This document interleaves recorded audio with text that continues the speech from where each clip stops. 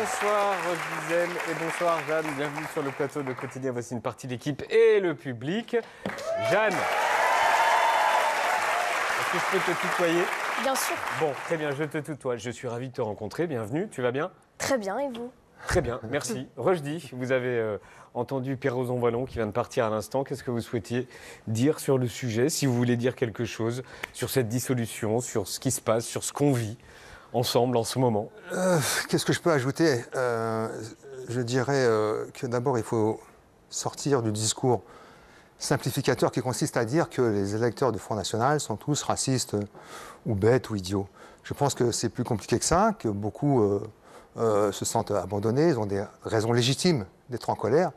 Mais malgré tout, je pense que c'est un vote où ils se trompent, parce qu'il faut quand même rappeler que c'est un parti avant tout xénophobe, qui est dans l'exclusion de l'autre. Je voudrais simplement, si vous permettez, parler de mon parcours personnel. J'ai grandi d'abord dans une famille adoptive catholique pratiquante. Et j'ai pratiqué avec eux. Et ensuite, j'ai rejoint ma famille d'obédience musulmane, et c'est devenu ma culture. J'ai ensuite partagé la vie d'une femme de culture juive, avec laquelle j'ai eu 2 magnifiques enfants. Simplement pour vous dire que l'échange, le partage, ça m'a nourri, ça m'a élevé, ça m'a fait grandir, et c'est de ça dont on a besoin. Voilà, la xénophobie, ça ne nous fera pas grandir, ça provoquera simplement un repli sur soi. Donc voilà, j'exhorte les gens à avoir un vote démocratique. On vous sent très ému. On vous sent très ému. Oui, parce que l'heure est grave.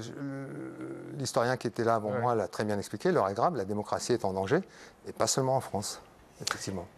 On parle d'Elias? Parlons d'Elias. On respire. Qui est Elias? Qui est Nour? Tu commences? Jeanne, vas-y. Okay. Qui est Nour? Nour. Nour, c'est une jeune adolescente de 13 ans, moyenne-orientale, qui a grandi dans un milieu très riche, mais qui a toujours été enfermée, que ce soit dans sa tour, dans son château, etc. Et, Kim Kardashian, quoi. Et elle va rencontrer Elias, qui sera pour elle un déclic, parce que avant, si elle pouvait être décrite comme une ado, disons, en crise, un peu rebelle, avec un fort tempérament et une grande résilience, il va la révéler.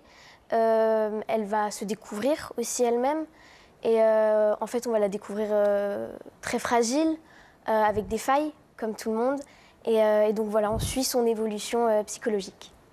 Elle en parle bien. Ouais. On va voir s'il se débrouille aussi bien que toi. Très mieux. Ça va être Qui est difficile. Elias? Elias, Allez-y, Rojdi. ancien soldat, victime du syndrome post-traumatique. Et voilà. Paranoïaque aussi. Comment? Paranoïaque aussi. Paranoïaque, ça fait partie notamment de ses névroses. Pour l'instant, tu étais meilleur que lui. Ouais. Ah, mais là, la dis barre est très haute. Donc, et puis, il va se retrouver à être engagé pour devenir le garde du corps de cette jeune fille, qui est une jeune princesse. Mais en fait, il s'agit d'un piège. C'est pas la vraie raison pour laquelle Voilà, il a on sait été pas. engagé. Voilà. D'accord. Ouais. Donc, N'en dites pas trop. Non. Alors, Jeanne, tu as 15 ans, tu viens de Amiens. Comment tu t'es retrouvée à jouer avec Rojdi? Avec beaucoup de chance et du hasard aussi. Un peu de talent. Oui, on va voir le talent Travail. tout à l'heure. Euh, Il paraît que tu as fait pleurer le réalisateur avec tes essais. Il paraît, effectivement. Pourtant, c'est des essais qui n'étaient pas prévus de base, parce que bon, voilà, je passe quelques castings depuis plusieurs années, je fais un peu de théâtre, mais là, j'allais sur Paris pour un tout autre casting qui vraiment n'avait rien à voir. Et en attendant mon tour dans le couloir, je croise une directrice de casting que je connaissais déjà d'un projet précédent. Et qui me dit j'ai peut-être un rôle pour tiens, toi. Et c'est ça. Voilà, exactement. Et ça donne, je crois qu'on a l'image, et on a l'image de ce que tu as fait, et c'est ce qui a fait pleurer le réalisateur Florent Emilio Siri. Elias, tu fais quoi? Elias, maman m'entend pas. Je suis désolé, j'ai fatigué. Non. Pas après tout ça, je peux pas me laisser. J'ai plus que toi. Allez, viens. Elias.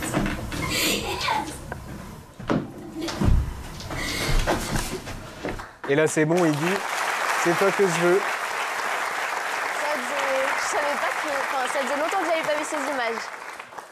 On va aller regarder les images de Elias, mais d'abord le regard de Ambre.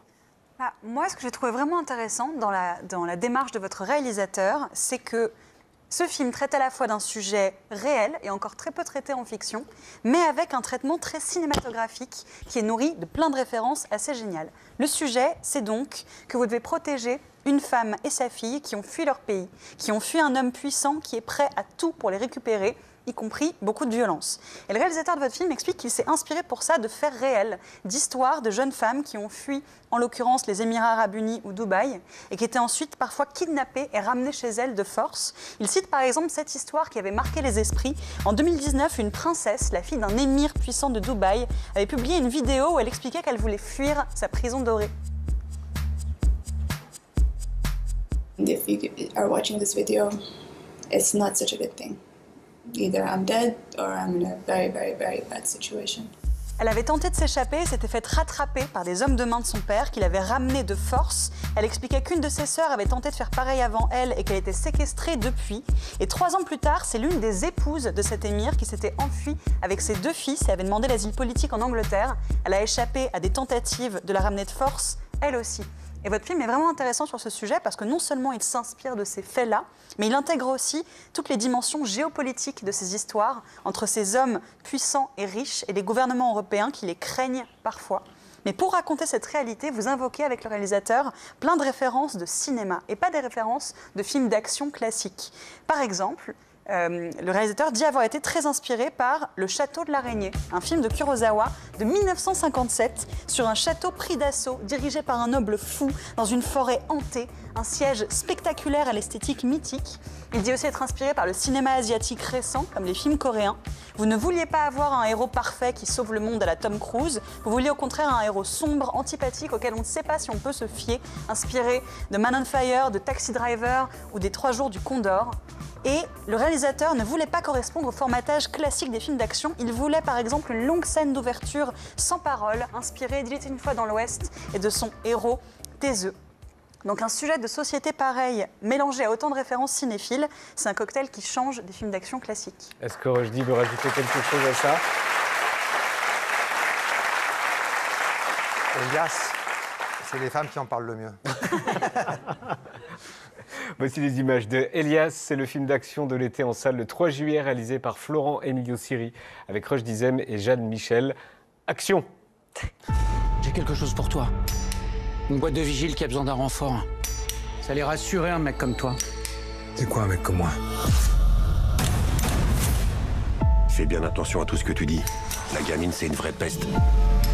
D'accord, tu travailles pour moi. Elle a déjà viré 3 vigiles. Non! Faut qu'on fasse attention, j'ai vu des choses dehors. Attachez-vous. Si on me retrouve, je serai condamnée. Elias. Comment rien dit? C'est pas ton problème.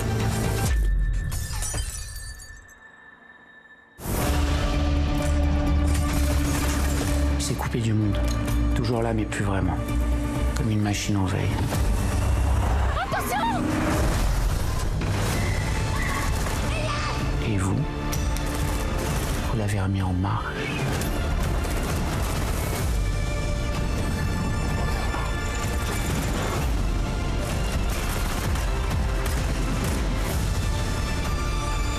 Si un jour tu as besoin de moi, je serai là pour toi.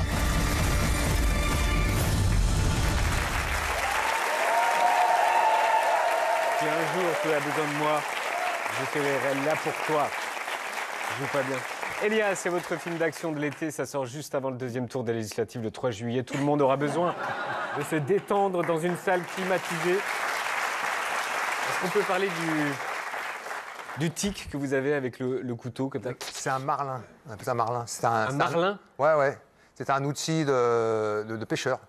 D'accord. C'est pour défaire les nœuds. Et vous faites comme ça? Oui, je joue avec tout le temps. Ouais. Ça fait partie aussi des codes justement du film.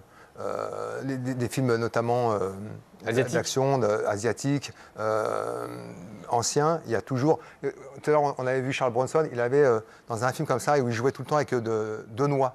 Voilà, des noix qui s'amusaient à faire tourner dans sa main. C'est des petits tics comme ça qu'on trouve des petits détails pour donner une singularité au personnage. Attention, Roch Dizem va poser une question à Roch Dizem. C'est quoi un mec comme moi? Le réalisateur dit que tout le film est dans cette question. C'est quoi un mec comme vous, Roche Dizem? Il a dit ça Laurent C'est quoi un mec comme moi? Ouais. Ah, très bonne question. Je suis un homme ordinaire qui a la chance de faire un métier extraordinaire et j'avance en doutant, tout le temps. Et voilà, c'est mon moteur. Je ne sais pas si ça résume assez bien ce que je suis, mais... Oui, mais on va demander à Jeanne, c'est quoi un mec comme lui? Un mec comme lui. C'est dur hein, comme question, donc si tu veux pas y aller, n'y va pas. Hein. Si, j'y vais. Ok, vas-y. Je dirais qu'un mec comme Rushdie, c'est quelqu'un de généreux, avant tout. Pudique aussi. Pudique, mais toujours à l'écoute. Il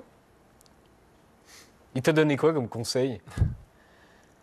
C'est elle qui me donne des conseils. Ah bon? Je sais pas si... Enfin, c'était surtout un support. Des conseils concrets, je ne sais pas si j'en ai, il m'en a donné évidemment, ça ne me reviendrait pas, mais c'était surtout un support. Il a été très aidant pour moi pendant tout le tournage, il a toujours été là. Un peu protecteur hein, quand même. Un petit peu. Un petit peu. Non, il a été là pour moi à chaque fois. C'est vous deux là par exemple? Ouais. Est-ce qu'on peut parler justement des coulisses d'un film d'action et de cascade et tout ça? J'ai horreur qu'on montre l'envers du décor. C'est horrible, parce que là, du coup, ça fait vraiment un gros ringard qui essaie de... Mais bon. Là, c'est vrai qu'il y a une dignité qui se perd. Quoi. Ça, c'est... Ouais. Alors, c'est encore pire, ça. Mais non. Mais non. Qui a autorisé ça? On nous les a donnés, hein, les images. Mais les films d'action, c'est très technique. On peut passer des journées entières à taper dans le vide, à faire... c'est synchronisé. Boum, hein, c'est synchronisé. C'est synchronisé, bien sûr, c'est de la chorégraphie. Ouais. C'est rigolo ou c'est long? Parce que là, quand on vous voit harnacher, là, quand vous pendez comme ça, là... Ce qui est dur, c'est de la porter, elle, dans son dos pendant toutes les séquences. Mais c'est dur, non, je me suis préparé physiquement, on se prépare pour ça et on s'amuse beaucoup, je crois. Non, t'es d'accord? Oui, c'est rigolo, un film de cascade. Ouais, surtout avec l'effet pluie, on était trempés toute la journée. Franchement, on s'amuse, c'est un vrai plaisir. Honnêtement, je réalise un fantasme. Moi, adolescent, quand je voyais des films comme ça, je fantasmais de me voir un jour sur une affiche. Et c'est pour ça que je vous disais, un homme ordinaire qui vit une histoire extraordinaire, c'est exactement ce qui se passe avec ce genre de film, notamment. Moi, je dis, pendant combien de temps vous ne parlez pas au début du film? Il y a un long moment où je ne parle pas. Hein. C'est plusieurs minutes. Hein. Là, c'est son inspiration. C'est ce qu'elle disait en moi sur le côté de tes œufs. Ouais. Moi, je dirais 10 minutes. Je pense, oui, peut-être, oui. Ouais. C'est facile de jouer sans parler? Non, c'est très difficile. Oui. Le texte, c'est une béquille. On se repose dessus et on essaie de vendre quelque chose émotionnellement avec les mots. Là, on n'a rien, si ce n'est sa silhouette. C'est une sorte de mise à nu, donc faut s'apprécier. Et c'est là où ça devient difficile parce que j'ai l'impression que tout ce qu'on représente, avec ses défauts et tout ce qu'on porte, se voit.